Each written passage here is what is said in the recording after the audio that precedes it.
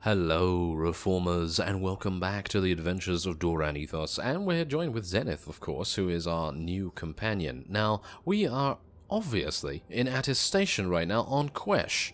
I don't know why I said obviously, but we now have a very obvious task ahead of us, which is to use the computer terminal. And now we can apparently... yes. Great. I thought there was actually going to be a cutscene there, so that's why I was like, oh yeah, better, you know, wait for that, and... great. Okay, well anyway, I'm going to use the Revivalist Station, because that's actually going to give me a little bit more damage, I think, against these guys, so hopefully that's going to make a good difference. But, yeah, they're actually pretty good, you know? They're not anything to kind of sniff at, so need to be a little bit careful about them, really. I'm going to just try and stun that guy, and kind of just single them out a little bit. I'm going to use my telekinetic throw as well, obviously, to deal some pretty decent damage and slow him, and Zenith, by himself, was able to kill the Sith Reaver. And that's exactly why I like companions that are ranged on damage. Ah, there we go. Okay, so it seems like this is where the cutscene is.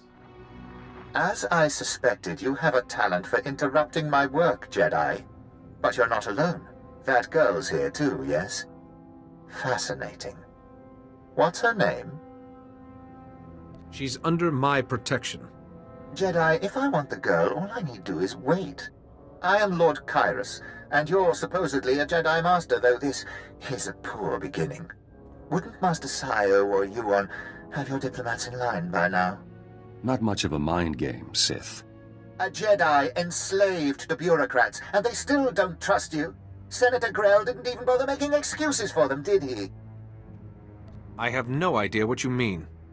At least those diplomats have taught you something. When to lie. I know you, Jedi. I know everything you've heard, everything you've done. I know you killed my servant, Arax, to save the girl. You fought so hard to save the Fortitude and Balmora, yet nobody respects you for it. I'll be interested to see where your path leads next, Jedi. Goodbye. Well, that guy seems very uptight and a little bit weird. He doesn't sound like a standard Sith Lord. Usually they're very, well, I don't know, pompous, I guess. Anyway, let's speak to the researcher.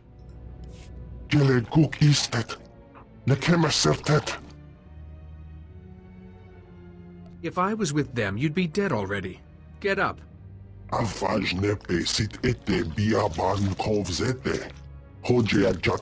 Domino.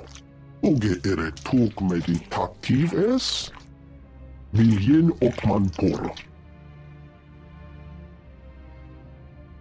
A friend of mine is still in this station. I should try to find her. Ap arajale von upa udamastat. Mesmiva. Totilia for Leon. As edge edlin dolog as volhoje. Hogene kunk. Toleras ege mas fonales. Mege iteletet. Hogene kunk. Toleras ege mas fonales. Mege iteletet. Focus on developing new armaments against the Empire. I'd like to be the first to try them. So kenisanap utan koracho. There you are, Jedi. See? I said I'd be fine. I checked the station. It's all clear. I'm heading back to the ship before Father starts fretting. I'll meet you there. Megi hoje on nem kep visele. Now I've been thinking about Nadia's apparent force sensitivity, and I actually think that maybe it's a thing that she's ashamed of, and that's the reason why she was attempting to hide it, but obviously it comes out in big emotional outbursts and things like that when she's in stressful situations. And I think that, isn't that what usually happens when someone's force sensitive? Doesn't it usually come out when they're in very, very stressful situations? I actually hope I'm going the right way. Did I just go to the wrong place? I don't think so, actually. I think it was, use your ship's intercom. Yeah, there we go. Phew, I was a little bit worried there for a second. But yes, I think that might be the case, because in general, maybe her culture is not, shall we say, accepting of that kind of thing, but they don't seem to be very prejudiced against Jedi, so it's a little bit weird. Kava tuta odmishka kaba notasema watila. We'd like to formally apologize for keeping attestation classified from you. Because of your stubbornness, the chance to save many lives was lost. Don't you think? We can never forget it. Please don't be angry with us. We're very grateful you saved the station. And think of the military funding we can get with that weapons program. Though if we're working for peace, better not invest too heavily in war. If you've all quite finished, the Jedi and I have matters to discuss. Alone. Thank you for protecting my Nadia. She told me you saw her outburst. I imagine you want an explanation. She uses her powers instinctively when she becomes emotional. Yes, but Nadia's gotten better at controlling herself. The Republic calls them force abilities, but to me they're Nadia's gifts. Her powers are stronger than many Jedi, but unpredictable. I hoped she would learn from you, from your experience. Nadia might benefit from some basic Jedi instruction. In time, certainly. But for now, I think she has some growing up to do. Nadia's very fond of you. Please, be there for her as she gets through this. Now, Station's researchers said a Lord Kairos contacted you. Didn't he order the attack on the Fortitude where we all met? Somehow, Kairos knew exactly what you said to me before I left. That monitoring device Nadia found. It seems we do have a traitor on board. If they've stayed hidden this long, we'll need more evidence to determine who they are. Yes. That seems very sensible. Perhaps if we act normally, our guest will leave another clue. In the meantime, there may be another way for you to help the Rift Alliance. A group of our soldiers on Hoth has run into a difficult situation. What do you mean by difficult situation? Hoth is infested with pirates who harass our shipping lanes, so we formed a coalition force to handle them. A quick mission, we thought, but those pirates just can't be defeated, and the Republic won't spare any help. I think this bears investigation. We can explain more when we arrive at Hoth. Until then, watch your back, Jedi.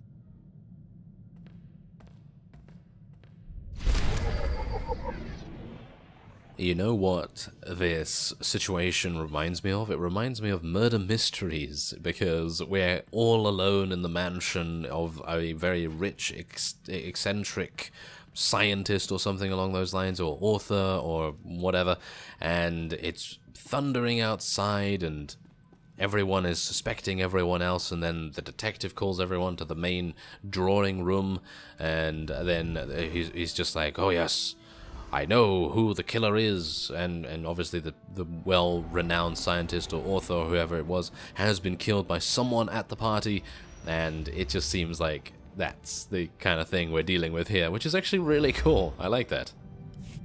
We're just getting clearance for Hoth, Jedi. Won't be a minute. Chut. Pocachula.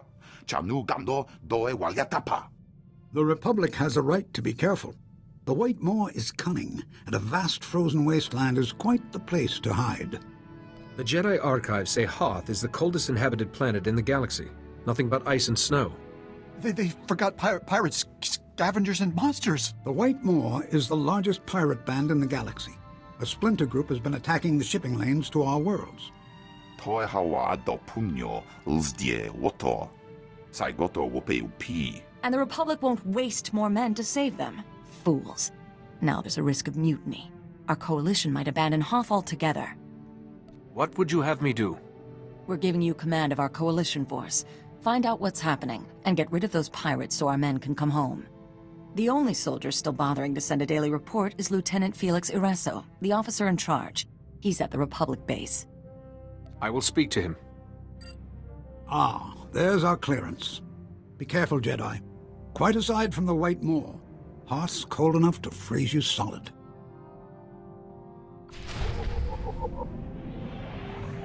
Well, as we've seen in the past, some Jedi are able to use their force power to prevent them from succumbing to the cold. So maybe we will have to use that. Hopefully not. Anyway, let's disembark. Well, Zenith and I are going to have to get used to the cold, unfortunately, but maybe Felix Ireso will be able to give us a little bit of a heads up on what's actually going on out there. So let's go in and see what he says. I'm telling you, LT, getting out today is our best chance. Maybe our only chance. Private Cree, I've noted your complaint. Twice. Now kindly put a sock in it before... Hey! See, guys? Just when it seems bleak, in walks a Jedi. Welcome. I was told to speak to the officer in charge. You found him. Lieutenant Felix Oreso. Nice to see a friendly face. So he's a Jedi. Captain Valon will just tear him apart like Daskin and Tilly's. The private is referring to a White Maw foot soldier who became a major player overnight. When Valon and his followers started harassing the Outer Rim, they sent us in.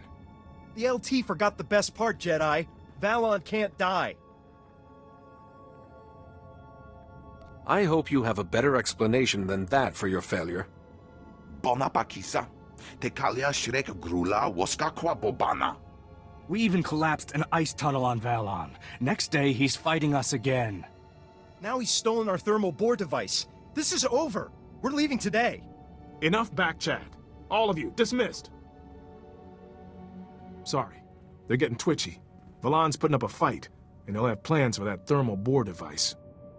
Your soldiers seem to believe that Valon is immortal. Sure, Valon's tough, but no one's unstoppable. I'm more worried about the device he stole. Set that device in the wrong place, the ice shelf will crack, and this base is history. Recovering the thermal bore might help morale, but my guys won't fight Valon again. I can bring that device back for you. I appreciate the help. If we don't get the device back, my guys will pack up and leave. Today. According to its transponder, the device is in an old Imperial science lab. It's not far. I'll be here, trying to stop a mutiny. Watch your back around Valon, Jedi. I've seen him fight, and it's not pretty. I don't know whether that matters, really. Does it really matter how he fights? Because we will eventually attain victory upon him, and he can't be immortal. I think it's just literally people being like, yes, there seems to be some guy that's very tough out here, and maybe they report things that they don't actually see. I have no idea, but we are gonna find out. So let's see where the transponder is. Where is it?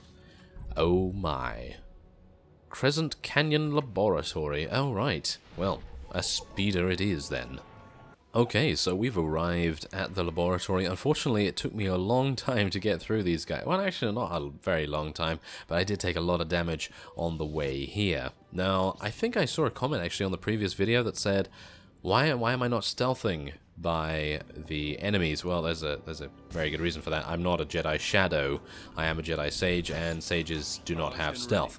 So that's a bit of a shame, I gotta say. That is a bit of a shame, because I actually really like the stealth mechanics, and it makes things a huge amount easier in getting by all these enemies. But yeah, we're not the class that has stealth, unfortunately. So anyway, it seems like I am going to have to fight my way through all of these White Maw goons.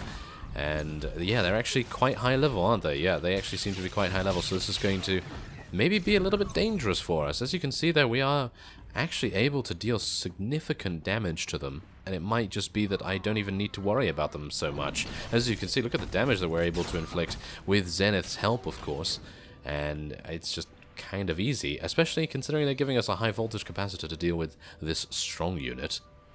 Well, there's level 37, and it seems like we have made contact already with Captain Valon. Okay, I'm actually kind of a bit, not intimidated, but kind of interesting. Interesting? Yeah. Kind of interesting, that's what I was going to say. Great, yeah.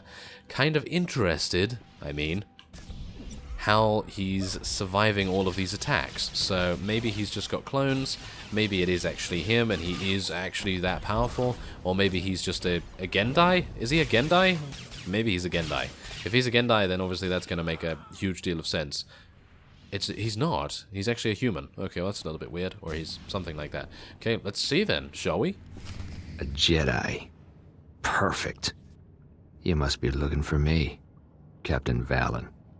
Soon to command every pirate on Hoth. But you don't have to kneel or anything. You're pretty arrogant, aren't you? From a Jedi. That's like an expert opinion. I was flattered. A whole coalition army sent just to kill me.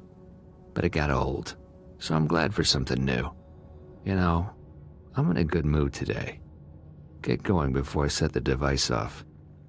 Maybe you'll get far enough. I'll destroy anything and everything that threatens the Republic. Cute. I don't do threats. I'm unique. The galaxy hasn't seen a man like me since Noct Drayan wiped out half the Hutt cartel in one night. My legend's just begun. How about being the first Jedi I ever kill? I doubt you're going to be able to kill us with a vibroblade, thank you very much. I know that, yes, vibroblades are actually quite effective at times, and yeah, some of you have actually told me that vibroblades can be very, very, well, deadly, but in general, I don't really seem to think that vibroblades are actually that good. Obviously, they can cut through various armaments, like, can they cut through Durasteel? I'm actually unsure about that, but the point is, he's dead, and that was relatively easy. Wait, he's a slasher. I thought it was going to say level 38 immortal or something like that. It appears Valon has not activated the thermal bore device. It should be safe to remove it. That Coalition soldier said Valon couldn't die. Looks dead to me. I imagine you have a lot of experience determining that, Zenith. Yes, I do. It's too chilly to stand around. We should get the device back to Lieutenant Orisso. Well, I kind of like the sort of banter that we have going on with Zenith here, even though it's literally very, very cold and very straight-faced and everything. I kind of feel like it's actually kind of nice. Anyway, maybe we're gonna get him a bit warmed up soon. Obviously, where oh, I just realized I made a bit of a pun there because I said, oh yeah, it's a little bit cold and we're on Hoth, so yeah, there's a little bit of that was pretty punny, wasn't it? It was pretty punny. Yeah, I can't be stopped. Just like Captain Valon, apparently. Hey, you're back. With one thermal bore device, safe and sound. Maybe I can salvage this up after all. Seems Captain Valon met his match. Guess we softened him up for you, huh? With Valon dead, I imagine you're all eager to get off this world. Every time I turn around, my men are standing closer to the landing pad. Put mines around it. They'll soon back off. Thanks for your help. When my guys get back, that might be them now.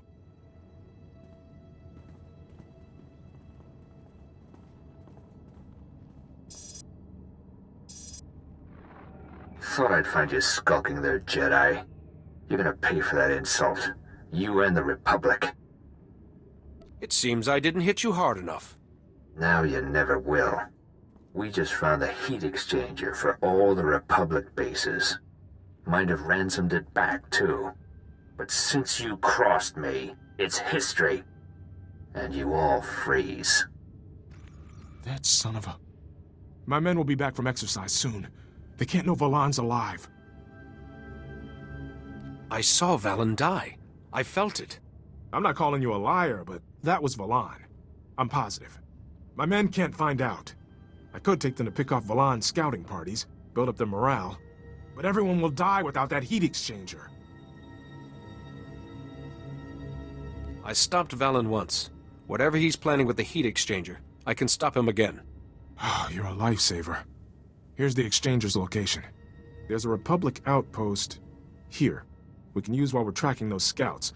Come report to us when the exchanger's safe. I don't believe in ghosts, but this is... good luck. Well, that's very weird, isn't it? Why is he coming back all the time? That's really annoying, isn't it? It's kind of almost like, you know, BioWare was just like, okay, so we need a big antagonist for Hoth, and then they were just like, well, we could make multiple enemies, and yeah, we could go for a lieutenant who's then you know, the subordinate of the captain and so on, but yeah, no, then they just were like, no, it must be one. Must be one person to save on the voice acting, even though it's kind of hilarious because this game has far and away paid more money in development than any other MMORPG in existence, as far as I'm aware. I think it holds the record for that, and it also holds the record for the most voiced lines as well. So you would think that an additional voice actor wouldn't make any difference, but Valon does have a cool voice, so I suppose that makes sense. Anyway, I thank you very much for watching, and I will see you next time.